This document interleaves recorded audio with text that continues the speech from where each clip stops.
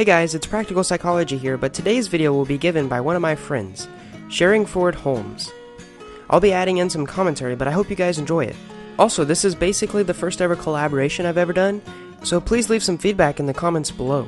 If you'd like to collaborate with me, send me an email. So anyways, let's get started with some tips on how to become more observant.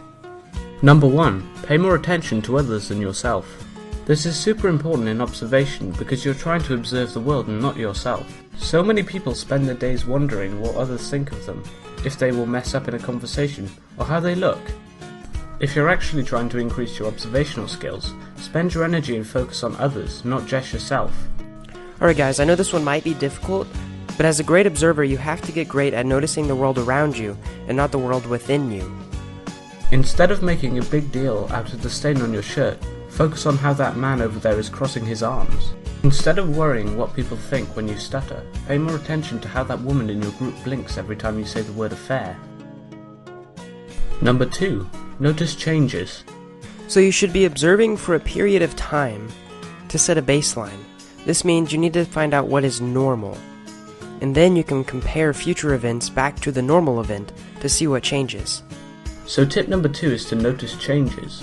When you start observing, you can easily notice things out of place, but you should get a reference point first. Set a baseline for everything. How many times did that woman blink before you started talking about foreign affairs?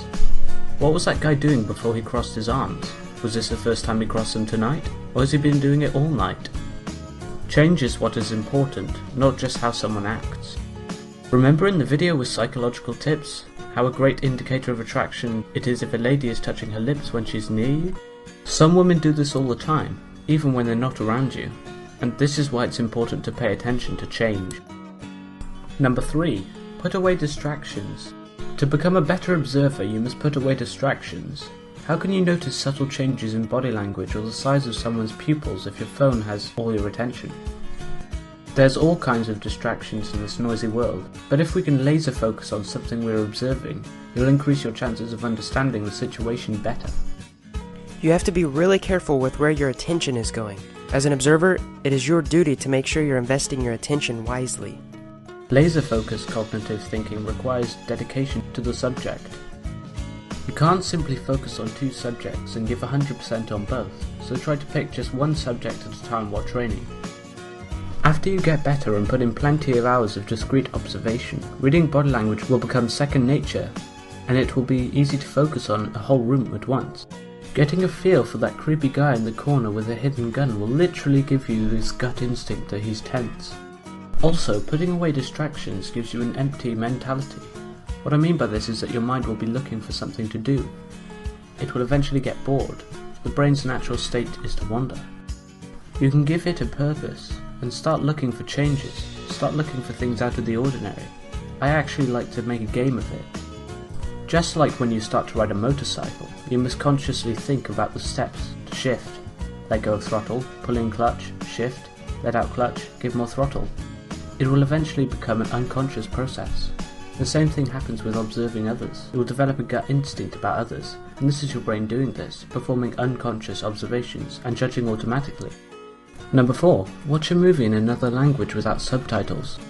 There are a ton of them on Netflix. Just take the time and turn on one of those foreign films, but don't watch it for the storyline. Instead, pay super close attention to the body language of the characters. See if you can notice anything interesting in the background. Make it a game to come up with your own storyline while noticing the body language, tone of voice, and backgrounds of the characters. After a few movies you'll become a pro, and your observational skills will be much better. Number 5. Learn to link observations. Once you are able to make observations with little effort, you can go one step further and learn how to link these observations together to form a bigger picture. You can do this by reasoning backwards. Try and find a conclusion and think of what you could observe to know it.